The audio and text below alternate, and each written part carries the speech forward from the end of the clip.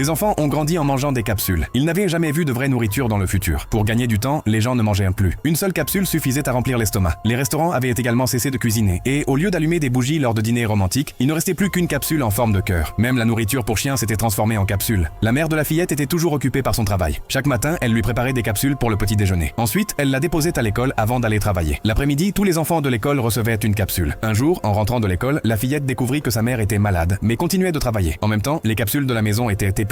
La fillette fut obligée de sortir pour en acheter d'autres. Sur le chemin du retour, elle trouva une étrange marmite en fer. Elle n'avait jamais vu une telle marmite et par curiosité, elle la suivit. La marmite sauta et arriva dans une maison étrange. Une petite taupe, portant la marmite sur sa tête, entra dans la maison. La fillette s'approcha et jeta un coup d'œil à l'intérieur. Il y avait un vieil homme bizarre. Soudain, le cœur la poussa à entrer dans la maison. En voyant la fillette, le vieil homme se fâcha. Mais aussitôt, l'estomac de l'enfant se mit à gargouiller bruyamment de faim. Le visage du vieil homme s'adoucit immédiatement. Il coupa des pommes de terre, les recouvrit de fromage et prépara des galettes de pommes de terre chaudes. La fillette, qui n'avait toujours été habituée qu'aux capsules, prit rapidement un morceau et le porta à sa bouche. Mais elle commença à tousser. Le vieil homme prit une bouchée avec une fourchette et la mangea. La fillette l'imita et mangea lentement. Ce goût était totalement nouveau pour elle. Affamée, elle finit tout le plat en un instant. Au moment de partir, le vieil homme lui donna une boîte pleine de galettes de pommes de terre et lui dit « Apporte ça à ta mère ». En arrivant à la maison, elle vit sa mère endormie sur le canapé. Dès qu'elle ouvrit la boîte, l'arôme qui s'en échappa se répandit dans toute la maison. Le parfum réveilla sa mère et lui rappela aussi son enfance, l'époque où les gens mangeaient encore de la vraie nourriture. Mais la technologie avançait toujours et les enfants avaient perdu le goût. On ne leur donnait plus que de simples capsules. À partir de ce jour-là, la mère de la fillette ne lui donna plus jamais de capsules. Elle recommença à cuisiner de vrais plats de ses propres mains. Plus tard, la fillette et sa mère allèrent au village, où elles virent que le vieil homme avait ouvert un restaurant. Peu à peu, de plus en plus de gens commencèrent à goûter sa cuisine. La technologie peut nous faciliter la vie, mais certaines joies ne pourront jamais être remplacées.